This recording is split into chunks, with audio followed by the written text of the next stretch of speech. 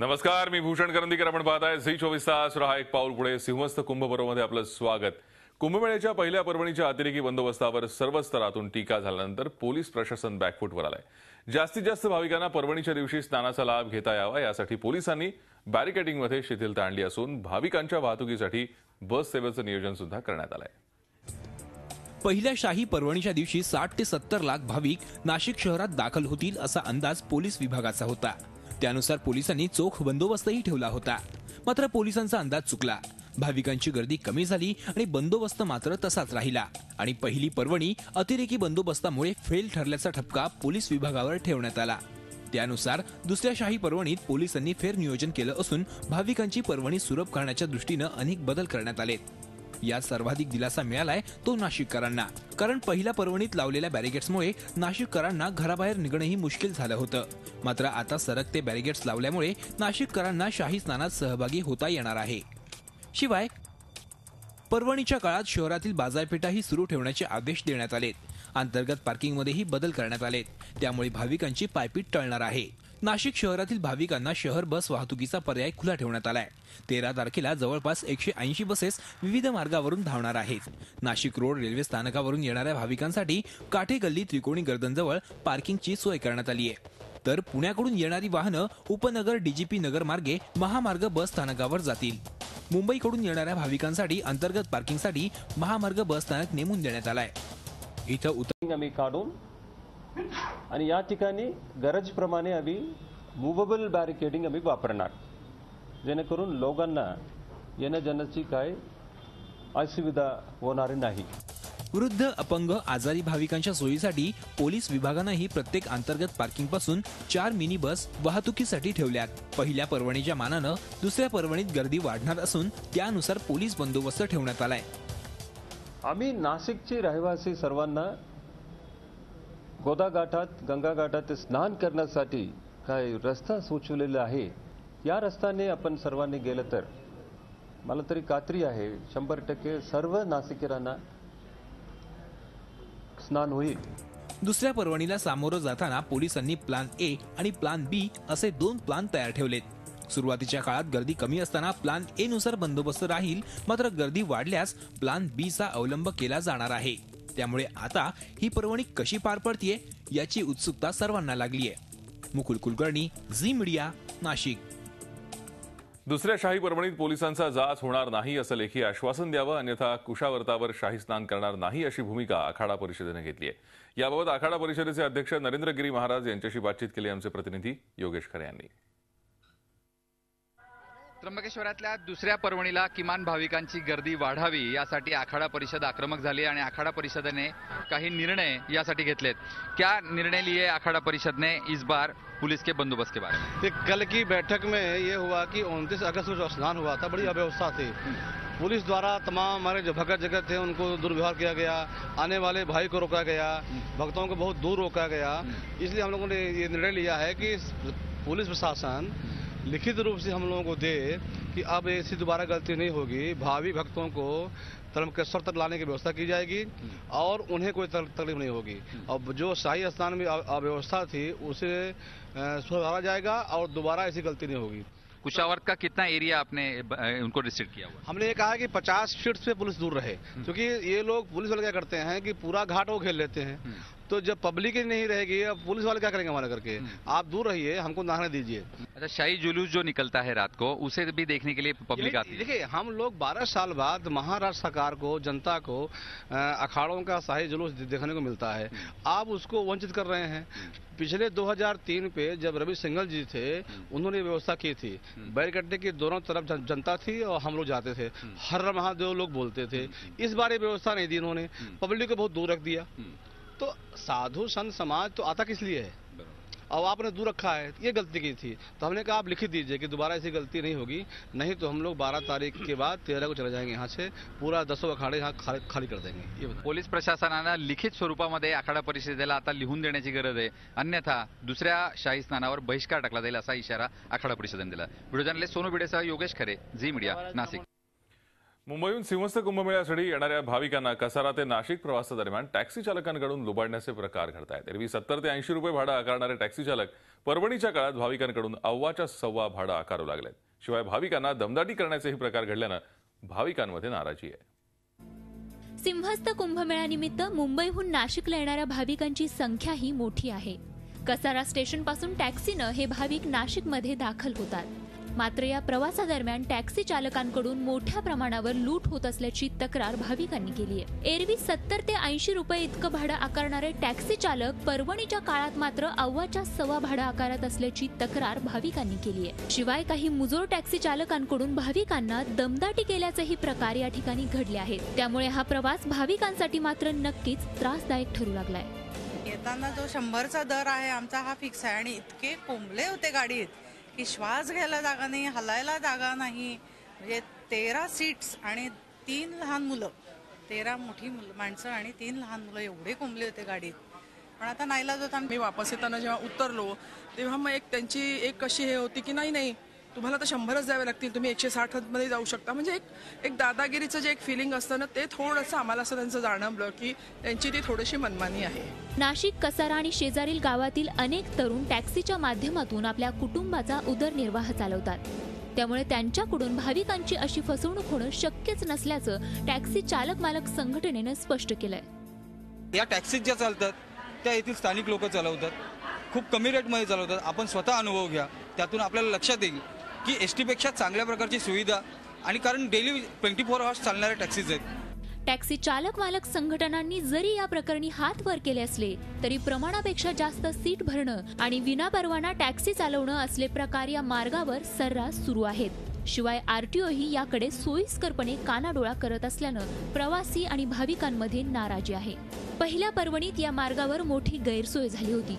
मात्र निदान आता तरी दुसऱ्या आणि तिसऱ्या पर्वणीत त्याची पुनरावृत्ती होऊ नये अशी माफक अपेक्षा भाविकांकडून केली जाते. कपिल देशपांडेसह bureau report, Zee media, Nashik. Mumbai मार्गे नाशिकला कुंभमेळ्यासाठी जाणाऱ्या भाविकांना मध्य रेल्वेच्या कसारा रेल्वे स्थानकावरून जावं लागतं. मात्र मूलभूत सोयी सुविधांच्या अभावामुळे इथे उतरणाऱ्या प्रवाशांची मोठी गैरसोय होतीये. या प्रवाशांशी बातचीत केली आमचे प्रतिनिधी कपिल देशपांडे यांनी.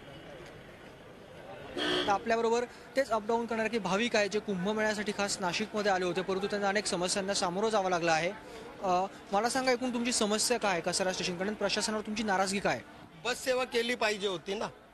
बस सेवा नाहीये नाशिककडे जायला आणि या ज्या गाड्या आहेत त्या नेतात.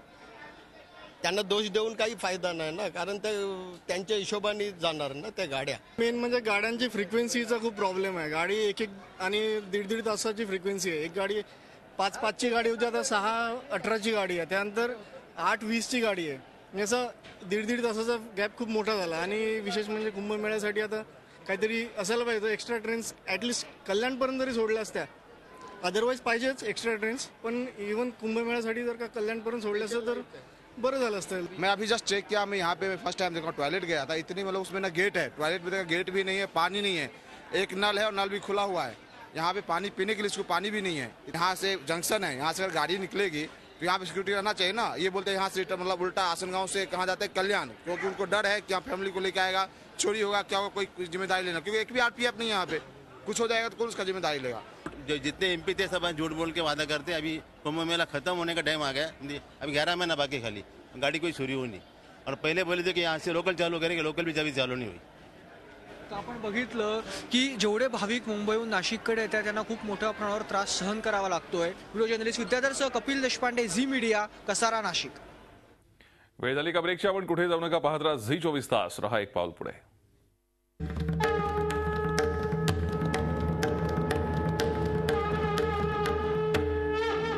आपण पाहताय सिंहस्थ कुंभपर्व. नाशिक म्हणजे मंदिरांची नगरी. प्रभू रामचंद्रांच्या पदस्पर्शाने पावन झालेल्या या नगरीत अनेक लहान मोठी प्राचीन मंदिर आहेत. कुंभमेळ्याच्या निमित्तानं शहरात येणाऱ्या भाविकांना आकर्षित करतं पंचवटीतलं लक्ष्मण मंदिर. या मंदिराचा आढावा घेतला आमचे प्रतिनिधी कपिल देशपांडे यांनी. श्री पर्वणी जशी जवळ येऊ लागली तसं पुन्हा एकदा साधू महंत आणि भाविकांचं नाशिकच्या पावन नगरीत आगमन होतं आहे. परंतु सगळ्यांसाठी तपोवनातील लक्ष्मणाचं मंदिर हे खास आकर्षणाचा विषय ठरते. आपण बघू शकतो की लक्ष्मणाचा शेषनागाचा अवतार असलेलं भारतातलं एकमेव मंदिर आहे. या ठिकाणी लक्ष्मणाने हातात दंडुका घेतला होता, त्यामुळेच या जागेला दंडकाश्रम असं नाव देखील पडलेलं आहे. आपण ह्या बाजूला बघू शकतो की लक्ष्मणजी तपश्चर्या स्थान असं या जागेचं नाव आहे. या ठिकाणी लक्ष्मणजी वास्तव्यास होते. या मंदिराचंही एक विशेष महत्व आहे. रामाने रामायणात 14 वर्षांचा वनवास केला होता, त्यामुळेच मंदिराच्या पायऱ्या देखील 14च आहेत. ही खरं तर खूप आश्चर्याची गोष्ट आहे. त्याचप्रमाणे आपण मंदिराची खांबं बघू शकतो.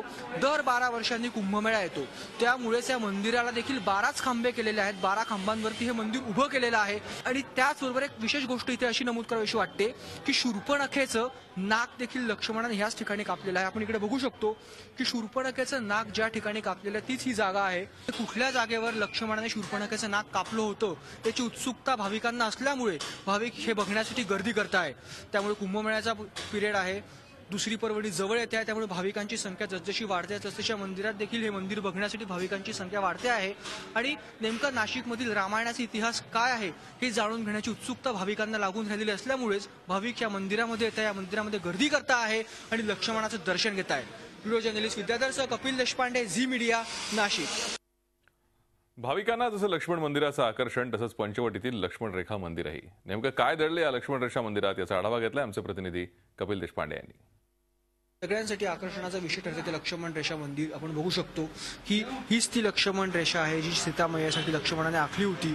जेव्हा मारीच हरणाचं रूप घेऊन आला होता तेव्हा सीतामय्याला बाहेर निघण्यास मज्जाव करण्यासाठी लक्ष्मणाने ही रेषा आखली होती. और लक्ष्मण रेखा शायद ही नासिक का ऐसा पहला मंदिर है जहाँ पे लक्ष्मण रेखा खींची गई है, उसका पहला मंदिर. यहाँ दिन भर में 4 से 5 हजार पब्लिक दर्शनार्थी दर्शन करने के लिए आते हैं और वो काव्य के माध्यम से, टीवी के माध्यम से लक्ष्मण रेखा का उल्लेख सुनते हैं, यहाँ आते हैं तो देख के मंत्रमुग्ध हो जाते हैं कि ये लक्ष्मण रेखा हमारे भारत, हमारे सनातन धर्म की एक संस्कृति की प्रतीक है. और जितने भी भक्त आते हैं वो भगवान के दर्शन और लक्ष्मण रेखा के दर्शन से अपने को कृत्य समझते हैं और ये समझते हैं कि सीता जी ने अपने गृहस्थ धर्म का पालन करने के लिए इसी लक्ष्मण रेखा का उल्लंघन किया. जो भी अपने मर्यादा का उल्लंघन करेगा, अपने लक्ष्मण रेखा का उल्लंघन करेगा, उसका अपहरण होना निश्चित. आता तुम्ही बघितलं, हे होतं लक्ष्मण रेखा मंदिर. दिवसाला 4 ते 5 हजार भाविक ते दर्शन घेण्यासाठी येत आहे. कुंभमेळ्या निमित्ताने जे पण भाविक नाशिक नगरीत येत आहेत त्यांना हे लक्ष्मण रेखेचं मंदिर भुरळ घालत आहे. आणि येणाऱ्या काळात देखील अजून मोठ्या प्रमाणात भाविक या मंदिरात येतील आणि लक्ष्मण रेखा बघतील आणि राम लक्ष्मण सीतेचा आशीर्वाद घेतील असा विश्वास पुजाऱ्यांनी व्यक्त केलेला आहे. Video journalist Vidyadhar Kapil Deshpande, Zee media, Nashik.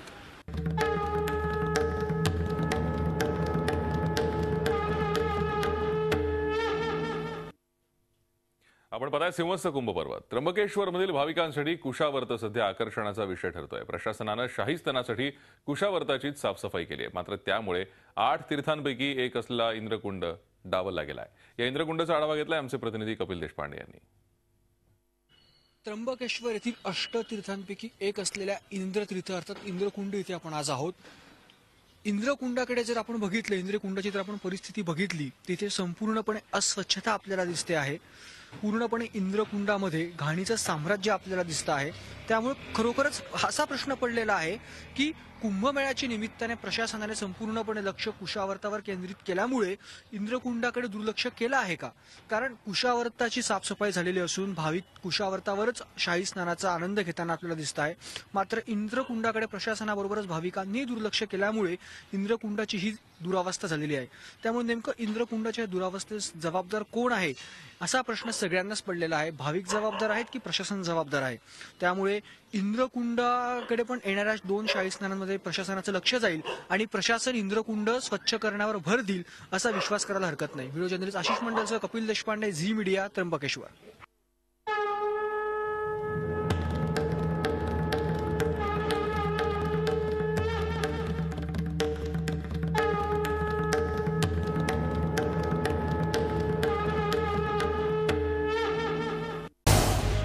Zee 24 तास रहा एक पाऊल पुढे.